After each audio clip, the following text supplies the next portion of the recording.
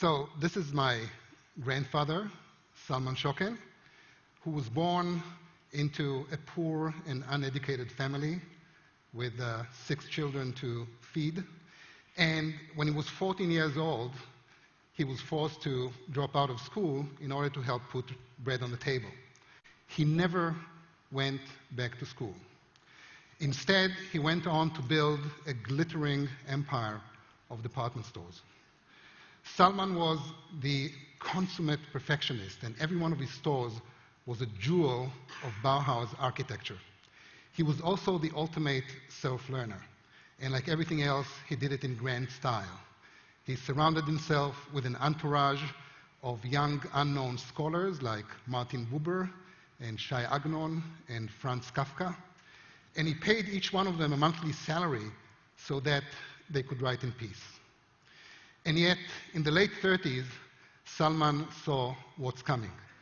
He fled Germany together with his family, leaving everything else behind. His department stores confiscated. He spent the rest of his life in a relentless pursuit of art and culture. This high school dropout died at the age of 82, a formidable intellectual, co-founder and first CEO of the Hebrew University of Jerusalem, and founder of Schocken Books, an acclaimed imprint that was later acquired by Random House. Such is the power of self-study. And these are my parents. They too did not enjoy the privilege of college education. They were too busy building a family and a country. And yet, just like Salman, they were lifelong, tenacious self-learners. And our home was stacked with thousands of books, records, and artwork. I remember quite vividly my father telling me that when everyone in the neighborhood will have a TV set, then we'll buy a normal FM radio. And that's me. I was going to say holding my first abacus, but actually holding what my father would consider an ample substitute to an iPad. So one thing that I took from home is this notion that educators don't necessarily have to teach. Instead, they can provide an environment and resources that tease out your natural ability to learn on your own. Self-study, self-exploration, self-empowerment, these are the virtues of a great education. So I'd like to share with you a story about a self-study, self-empowering computer science course that I built together with my brilliant colleague, Noam Nisan. As you can see from the pictures, both Noam and I had an early fascination with first principles. And over the years, as our knowledge of science and technology became more sophisticated, this early awe with the basics has only intensified. So it's not surprising that about 12 years ago, when Noam and I were already computer science professors, we were equally frustrated by the same phenomena. As computers became increasingly more complex, our students were losing the forest for the trees. And indeed, it is impossible to connect with the soul of the machine if you interact with a black box PC or a Mac, which is shrouded by numerous layers of closed proprietary software. So Noam and I had this insight that if we want our students to understand how computers work and understand it in the marrow of their bones, then perhaps the best way to go about it is to have them build a complete, working, general-purpose, useful computer, hardware and software, from the ground up, from first principles. Now, we had to start somewhere, and so Noam and I decided to base our cathedral, so to speak, on the simplest possible building block, which is something called NAND. It is nothing more than a trivial logic gate with 4 input-output states. So we now start this journey by telling our students that God gave us NAND and told us to build a computer. And when we asked how, God said, one step at a time. And then, following this advice, we start with a slowly humble NAND gate, and we walk our students through an elaborate sequence of projects in which they gradually build a chipset, a hardware platform, an assembler, a virtual machine, a basic operating system, and a compiler for a simple Java-like language that we call Jack. The students celebrate the end of this tour de force by using Jack to write all sorts of cool games like Pong, Snake, and Tetris. You can imagine the tremendous joy of playing with a Tetris game that you wrote in Jack and then compiled into machine language in a compiler that you wrote also, and then seeing the result running on a machine that you built, starting with nothing more than a few thousand NAND gates. It's a tremendous personal triumph of going from first principles all the way to a fantastically complex and useful system. Noam and I worked 5 years to facilitate this ascent and to create the tools and infrastructure that will enable students to build it in 1 semester. And this is the great team that helped us make it happen. The trick was to decompose the computer's construction into numerous standalone modules, each of which could be individually specified, built, and unit tested in isolation from the rest of the project. And from day one, Noam and I decided to put all these building blocks freely available in open source on the web. So chip specifications, APIs, project descriptions, software tools, hardware simulators, CPU emulator, stacks of hundreds of slides, lectures. We laid out everything on the web and invited the world to come over, take whatever they need, and do whatever they want with it. And then something fascinating happened. The world came. And in short order, thousands of people were building our machine. And NAND to Tetris became one of the first massive open online courses, although 7 years ago we had no idea that what we were doing is called MOOCs. We just observed how self-organized courses were kind of spontaneously spawning out of our materials.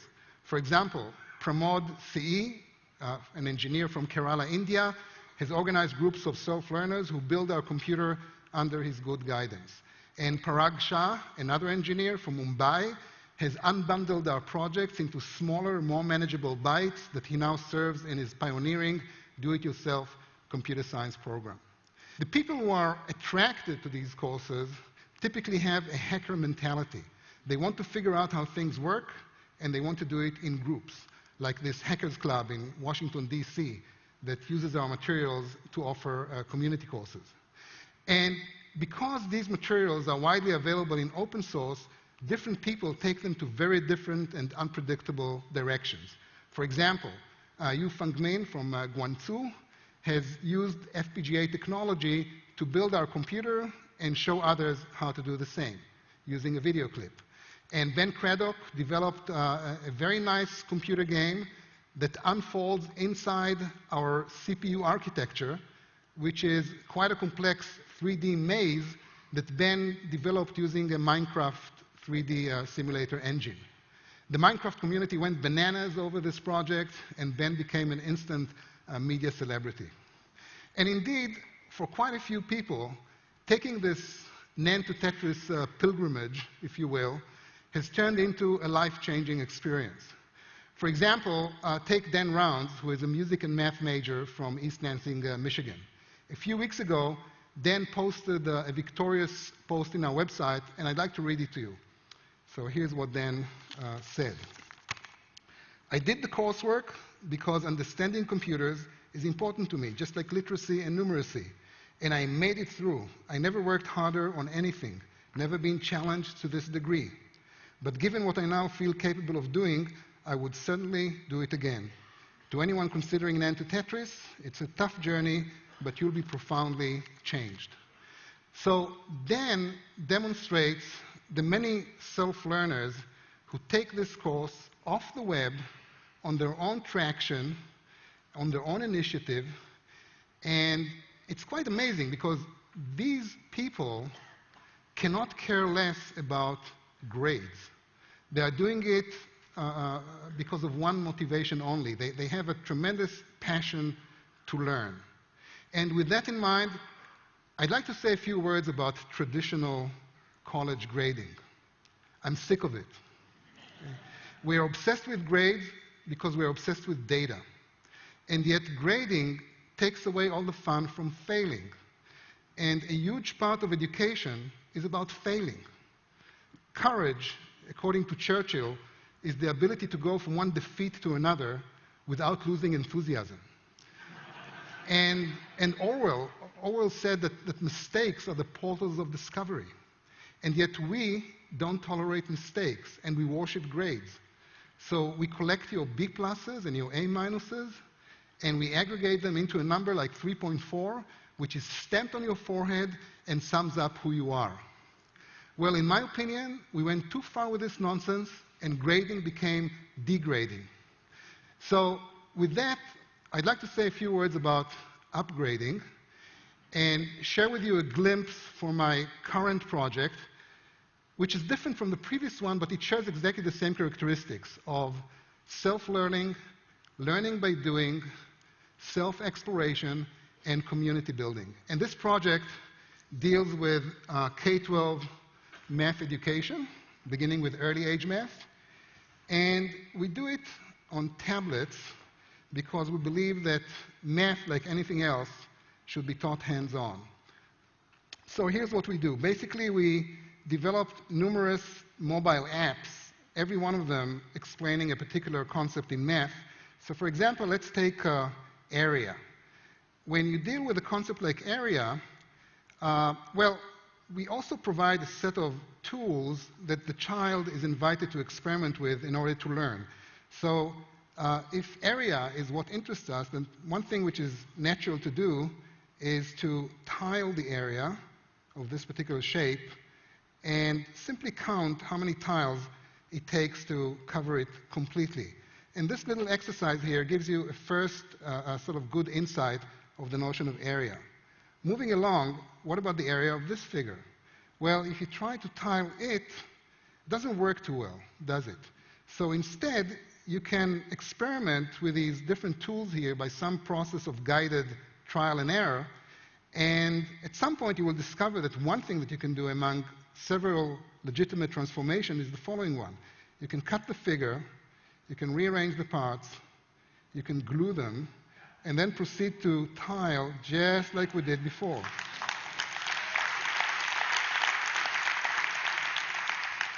Now, this particular transformation did not change the area of the original figure. So a 6-year-old who plays with this has just discovered a clever algorithm to compute the area of any given parallelogram. We don't replace teachers, by the way. We believe that teachers should be empowered, not replaced. Moving along, what about the area of a triangle? So after some guided trial and error, the child will discover, with or without help, that he or she can duplicate the original figure and then take the result, transpose it, glue it to the original, and then proceed what we did before. Cut, rearrange, paste, paste, and glue, and tile. Now, this transformation has doubled the area of the original figure, and therefore we have just learned that the area of the triangle equals the area of this rectangle divided by 2.